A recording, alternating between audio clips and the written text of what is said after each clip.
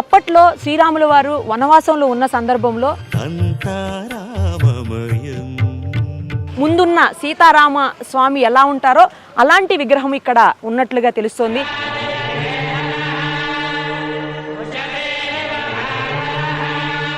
విష్ణుమూర్తి యొక్క 10 గుళ్ళు దర్శనం చేసుకోవడం ఎంత విశేషమో ఈ యొక్క గుడికి వస్తే అంత విశేషం.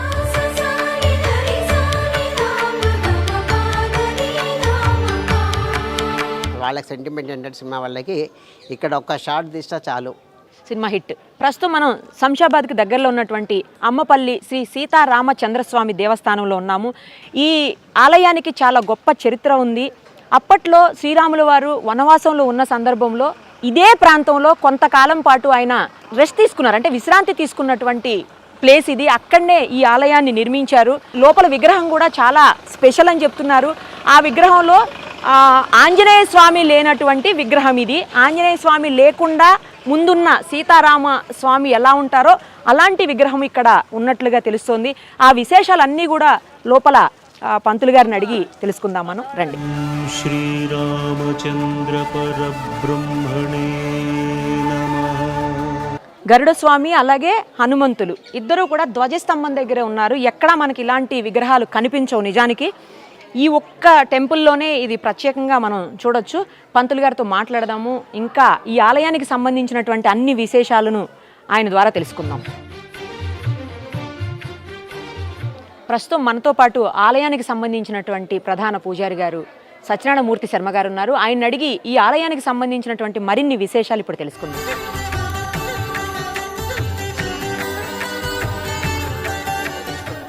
నమస్తే అండి. 11వ శతాబ్దంలో ఎప్పుడో నిర్మించినటువంటి పురాతన దేవస్థానంగా ఇది అందరూ చెప్తుంటారు. చాలా విశేషమైనటువంటి దేవస్థానంగా, ముఖ్యంగా లోపల విగ్రహాలకి చాలా ప్రత్యేకత ఉంది అని చెప్తుంటారు. ఏంటండి ఆ విగ్రహాలకు ఉన్నటువంటి ప్రత్యేకత ఏంటి? అరణ్యవాసంలో ఆంజనేయ స్వామి పరిచయం కాకముందు ఉన్నటువంటి ముగ్గురే ఉన్నారు లోపల. అంటే ఆంజనేయ స్వామి లేరు కాబట్టి రాముడి కుడి చేతిలో బాణం ఉంది. ఓకే. ఆ బాణాన్ని కోదండం అంటారు. అంటే ఇది కోదండ రామాలయం. కోదండ రాముడు అంటేనే ఆంజనేయ స్వామి పరిచయం కాకముందు. ఓకే. ఒకవేళ రాముడి పక్కన ఆంజనేయ స్వామి ఉన్నట్లయితే చేతిలో ఆ బాణం ఉండదు, ఇట్లా ఆశీర్వాదం ఇచ్చే అభయాస్తం ఉంటుంది. అది పట్టాభిరాముడు. ఓకే. అయితే ఈ పట్టాభిరామాలయం మనం ఎక్కడ అంటే అక్కడ ప్రతిష్ఠ చేసుకోవచ్చు, కానీ కోదండ రామాలయం ప్రతిష్ఠ చేయలేం. ఈ కోదండ రామాలయం ఎక్కడ ప్రతిష్ఠ చేయబడుతుంది అంటే అప్పుడు రాముడు 14 సంవత్సరాలు అరణ్యవాసం చేసినప్పుడు ఎక్కడైతే విశ్రాంతి తీసుకున్నారో అక్కడ మాత్రమే ఈ కోదండ రామాలయం ప్రతిష్ఠ చేయబడుతుంది. ఓకే. అంటే అప్పుడు రాముడు అరణ్యవాసం వచ్చినప్పుడు సేద తీర్చుకున్న ప్రదేశం అన్నమాట. ఇదంతా రెస్ట్ తీసుకున్నారు శ్రీరాములు వారి ప్లేస్ లో. అంటే ఇదంతా దండకారణ్యంలో కొంత భాగం ఇది, అందుకని ఇక్కడ కోదండరాముడు. తర్వాత ఇంకోటి ఏంటి, హనుమంతుడు లేకుండా రాముడు లేడు, రాముడు లేనిది హనుమంతుడు లేడు. రాముడి దగ్గర హనుమంతుడు ఉండాలి కదా, అందుకని ఇక్కడ ధ్వజస్తంభంలో హనుమంతుడు గరుత్మంతుడు. ఓకే.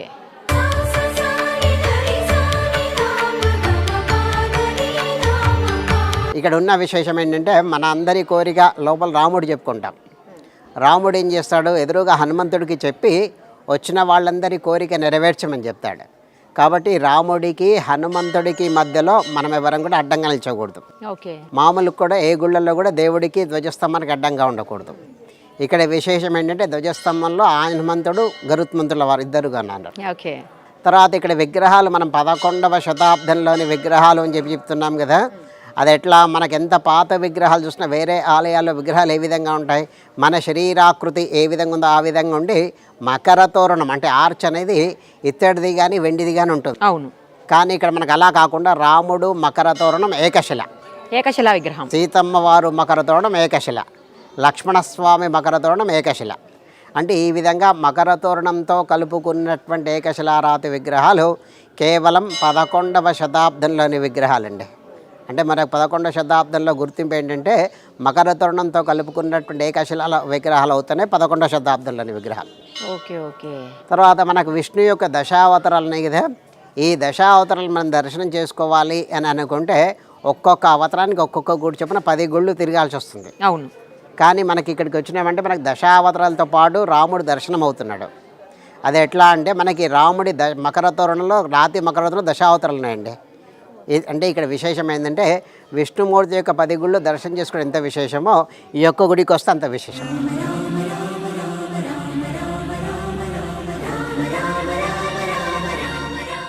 ఈ విధంగా మనకు దశావతారాలతో కలుపుకున్నటువంటి విగ్రహాలు మన భారతదేశం మొత్తంలో ఒక 7-8 గుళ్ళ కంటే ఎక్కువ లేవండి. ఆ 7-8 గుళ్ళల్లో మనదొకటి. మన తెలంగాణలో అయితే ఇదే వన్ అండ్ ఓన్లీ అని చెప్పొచ్చా అండి? చెప్పొచ్చండి. బా, తర్వాత ఇదంతా డెవలప్ చేసి దగ్గర దగ్గర 500 సంవత్సరాలు అవుతుంది. ఏంటంటే ఈ రాజగోపురం గాలి గోపురం ఉంది, ఈ గాలి గోపురాన్ని చూసి చార్మినార్ కట్టిండండి. ఓకే ఓకే, అంటే ఇన్స్పిరేషన్గా తీసుకున్నారనమాట. వాళ్ళంటే వాడినట్టు మెటీరియల్ కానీ తర్వాత వాళ్ళు ఏ విధంగా ఇంజనీరింగ్ ప్లాన్ కానీ మొత్తం దీన్ని బట్టి చార్మినార్ కట్టాడు. తర్వాత ఏదైనా స్వామివారు మంచి విశేషం ఇక్కడ ఏంటంటే ఇట్లా 10 మంది వచ్చారంటే 10 మందిలో యావరేజ్గా 8 మంది మాకు చెప్పేది ఏంటంటే ఇక్కడికి వచ్చి మేము దర్శనం చేసుకొని పోయిన తర్వాత మాకు చాలా మంచిగా అవుతుందని చెప్పిన వాళ్ళండి. ఓ సూపర్. స్వామివారి నక్షత్రం అంటే ప్రతి పునర్వసు నక్షత్రం అంటే 27 రోజులకు ఒకసారి ఇక్కడ కళ్యాణం చేస్తున్నాం. ప్రతి 27 రోజులు? 27 రోజులకు ఒకసారి. Okay okay. నక్షత్రాలు 27 కాబట్టి అందులో పునర్వసు నక్షత్రం ఒకటి కాబట్టి ఆ విధంగా పునర్వసు నక్షత్రం రోజు అది రాముల వారి నక్షత్రం అది కాబట్టి ఆ రోజే మేము ఇక్కడ కళ్యాణం చేస్తున్నాం.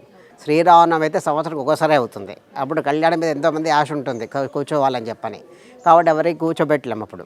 కాబట్టి ఈ విధంగా నెలకు ఒకసారి చేస్తే కనీసం ఒక 12-13 కళ్యాణాలు అవుతాయి సంవత్సరం మొత్తం మీద. ఆ విధంగా ఎవరు వీలైతే వాళ్ళు రావచ్చు అని చెప్పని. కొద్ది రోజులైతే ఈ పురాతన కట్టడాలను మళ్ళీ మనం వేరే రకంగా చూస్తామేమో. లేదు కాదండి, దీన్ని ఎక్కడ చేసేది లేదు, అంటే మార్పు చేసేది లేదు. దాన్ని మంచిగా గట్టి చేసుకోవడం. ఇక్కడ ఉన్న ఉత్సవాలు కూడా ప్రతి పండగకి ఒక్కొక్క ఉత్సవాలు జరుగుతుంటాయి. ఇక్కడ ప్రతి పండగకి ఉత్సవాలు జరుగుతూ ఉంటాయి.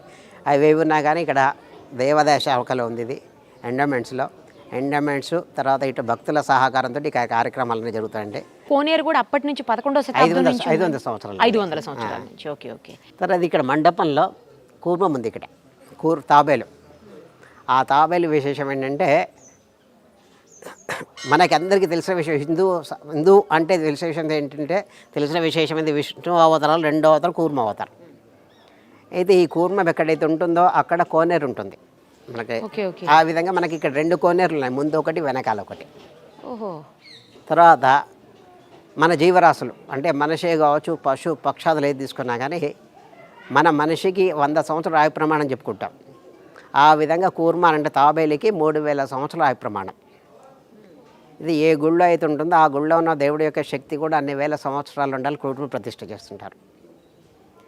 తర్వాత ఇంకోటి ఏంటంటే దాని శరీరాన్ని బయటికి పడకుండా లోపలికి కుదించుకొని ఉంటుంది కదా, ఆ విధంగా దేవుడి యొక్క శక్తి కూడా విచ్చలవిడికి కాకుండా స్థిరంగా ఒక దగ్గర ఉంటే వచ్చిన భక్తుల కోరికలు తొందరగా నెరవేర్తాన్ని ప్రతిష్ఠ చేస్తుంటారు.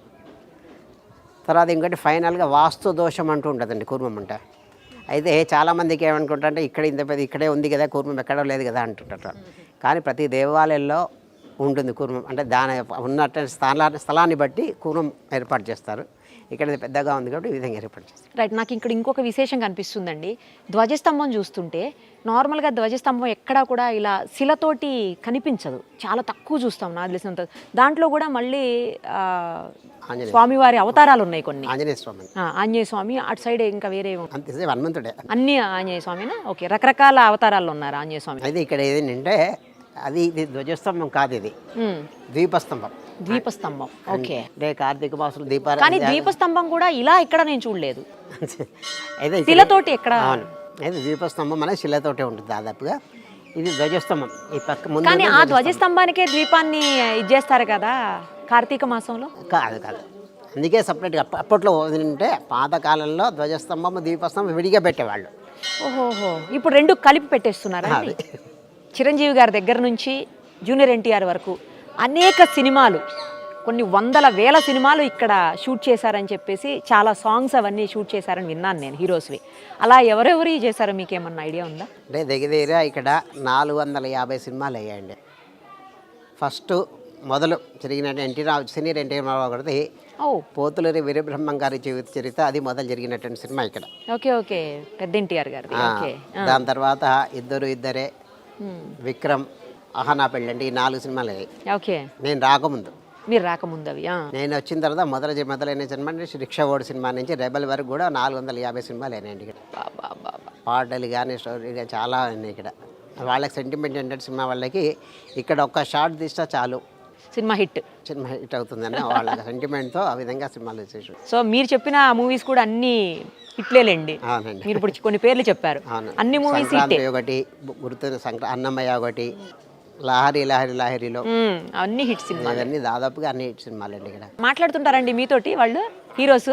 మాట్లాడుతుంటారండి.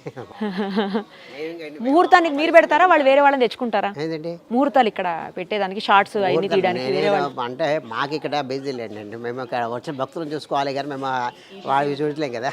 అదే అదే అదే మాకు భక్తులు ముఖ్యం ఇక్కడ. లేండి, అసలు కావాల్సింది ఆలయానికి భక్తులే. ముఖ్యం కావాల్సింది అదే కాబట్టి మేము అక్కడి వాళ్ళకి ప్రిఫరెన్స్ ఎక్కువ ఇస్తున్నాం. ధన్యవాదాలు శర్మ గారు, ఆలయానికి సంబంధించిన అనేక విషయాల్ని మాతో పంచుకున్నందుకు థ్యాంక్ యూ సార్.